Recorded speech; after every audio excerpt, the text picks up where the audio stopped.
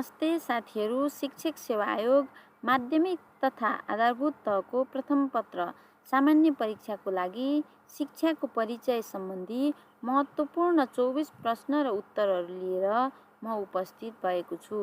आशा छ यो भिडियोले हजुरहरूको तयारीमा थप सहयोग मिल्नेछ। अब जाउँ हामी आजको प्रश्न उत्तरतर्फ। प्रश्न नम्बर 1, बानीहरूको निर्माण नै शिक्षा हो, यो भनाइ कसको हो? अरस्तु, कमेनियस, जोन डिवे, रुसो। ल भन्नुहोस् त साथीहरू, बानीहरूको निर्माण नै शिक्षा हो, यो भनाइ चाहिँ कसको हो?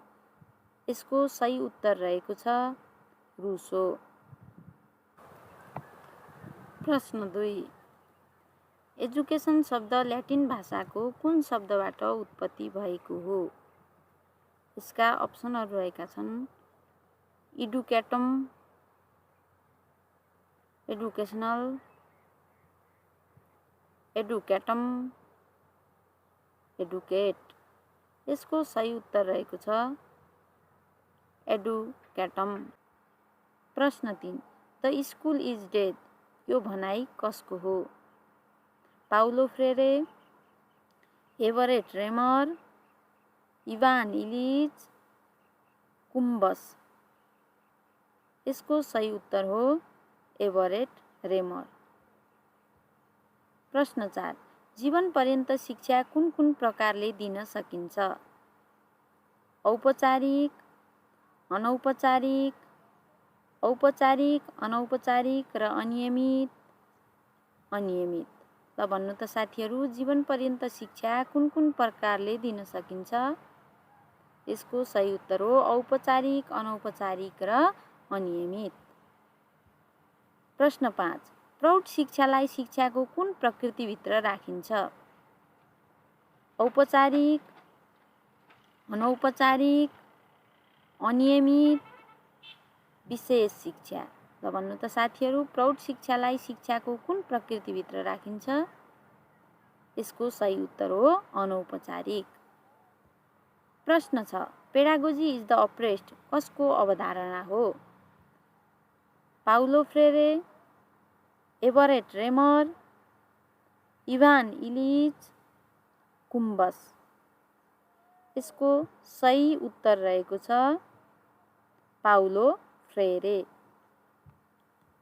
प्रश्न 7, आफूलाई जान यो शिक्षाको कुन उद्देश्यसँग सम्बन्धित छ? आत्म-अभिव्यक्तिको लक्ष्य, नेतृत्व विकासको लक्ष्य, अन्तर्निहित शक्ति विकासको लक्ष्य, व्यावसायिक क्षमता विकासको लक्ष्य। त भन्नु त साथीहरू, आफूलाई जान यो शिक्षाको कुन उद्देश्यसँग सम्बन्धित छ? यसको सही उत्तर रहेको छ अन्तर्निहित शक्ति विकासको लक्ष्य। प्रश्न 8, समाजशास्त्री ब्रुबाकरले शिक्षाका कार्यहरूलाई कति प्रकारमा विभाजन गरेका छन्? 3 प्रकार, 4 प्रकार, 5 प्रकार, 6 प्रकार। ल भन्नुहोस् त साथीहरू, समाजशास्त्री ब्रुबाकरका अनुसार शिक्षाका कार्यहरू कति प्रकारका छन्? 4 प्रकार। समाजशास्त्री ब्रुबाकरले शिक्षाका कार्यहरूलाई 4 प्रकारमा विभाजन गरेका छन्। ती के हुन् त साथीहरू? परम्परागत कार्य, तटस्थ कार्य, प्रगतिशील कार्य र क्रान्तिकारी कार्य। प्रश्न 9, 3 Rs अन्तर्गत देखाएको कुन पर्दैन? हेर्नुहोस् है साथीहरू, पर्दैन भनेको छ अङ्कगणित, जिम्मेवारी, लेखाइ, पढाइ। यसको सही उत्तर हो जिम्मेवारी। 3 Rs अन्तर्गत जिम्मेवारी पर्दैन। अङ्कगणित, लेखाइ र पढाइ 3 Rs अन्तर्गत पर्दछ। प्रश्न 10, बालक एउटा पुस्तक हो, शिक्षकले त्यसको पाना पाना पढ्नुपर्छ, यो कसको भनाइ हो?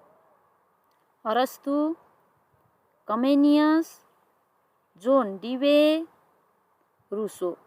ल भन्नुहोस् त साथीहरू, बालक एउटा पुस्तक हो, शिक्षकले त्यसको पाना पाना पढ्नुपर्छ, यो भनाइ चाहिँ रुसोको हो।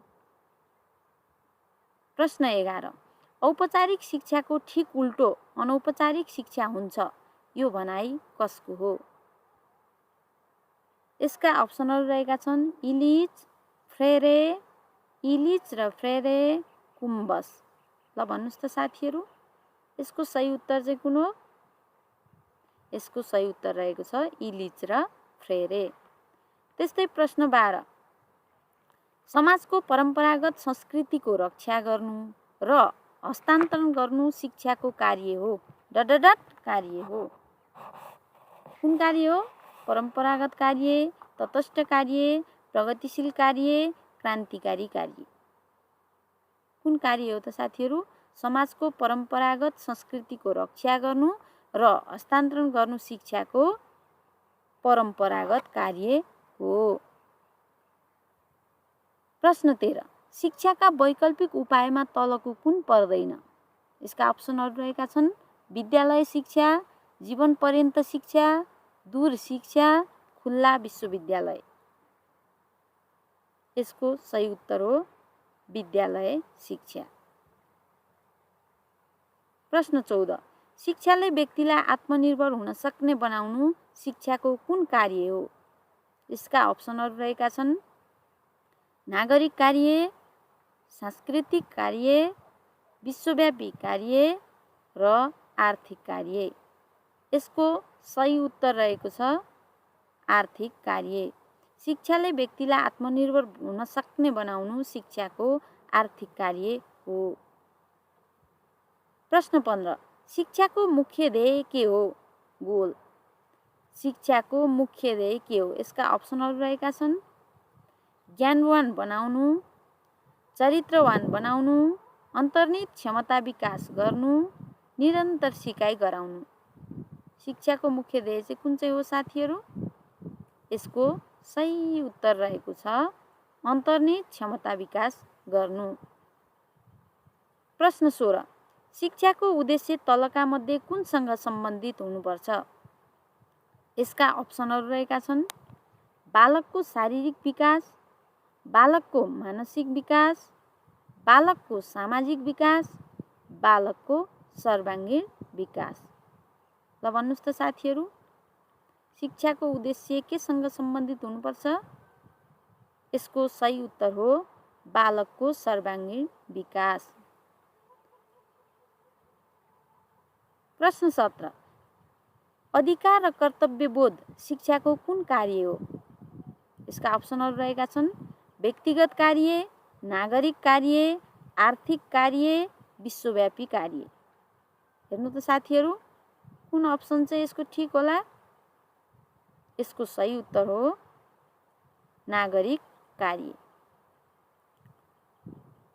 प्रश्न 18, अनौपचारिक शिक्षालाई सङ्गठित शैक्षिक पद्धति बनाई पैठारी मोडेल बनाउने श्रेय कसलाई दिइन्छ? यसका अप्सनहरू रहेका छन् मन्सुर अहमद, फिलिप कुम्बस, राय प्रोसर, माथिका सबै। अनुमान गर्नुहोस् त साथीहरू, यसको सही उत्तर हो माथिका सबै। मन्सुर अहमद, फिलिप कुम्बस, राय प्रोसर। प्रश्न 19, आत्मानुभूति नै शिक्षा हो, यो भनाइ कसको हो? यसका अप्सनहरू रहेका छन् ऋग्वेद, शङ्कराचार्य, विवेकानन्द, महात्मा गान्धी। यसको सही उत्तर रहेको छ शङ्कराचार्य।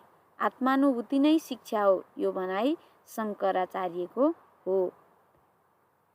प्रश्न 20, रेडियो, टिभी, पत्रपत्रिका माध्यमबाट प्राप्त हुने शिक्षाको स्वरूप तलका मध्ये कुन हो? रेडियो, टिभी, पत्रपत्रिकाका माध्यमबाट प्राप्त हुने शिक्षाको स्वरूप तलका मध्ये कुन हो?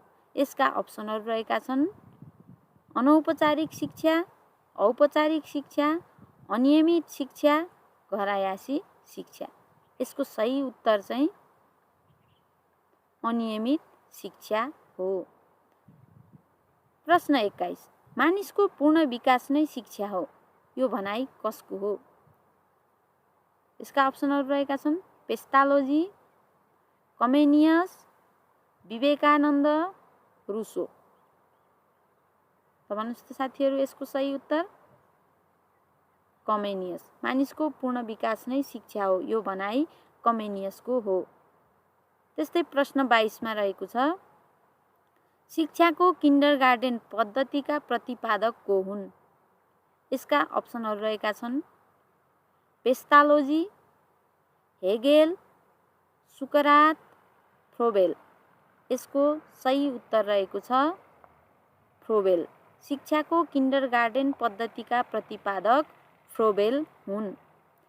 त्यस्तै प्रश्न 23 मा रहेको छ, बोटबिरुवाको विकास गोडमेलबाट हुन्छ भने मानिसहरूको विकास शिक्षाद्वारा हुन्छ, यो भनाइ कसको हो?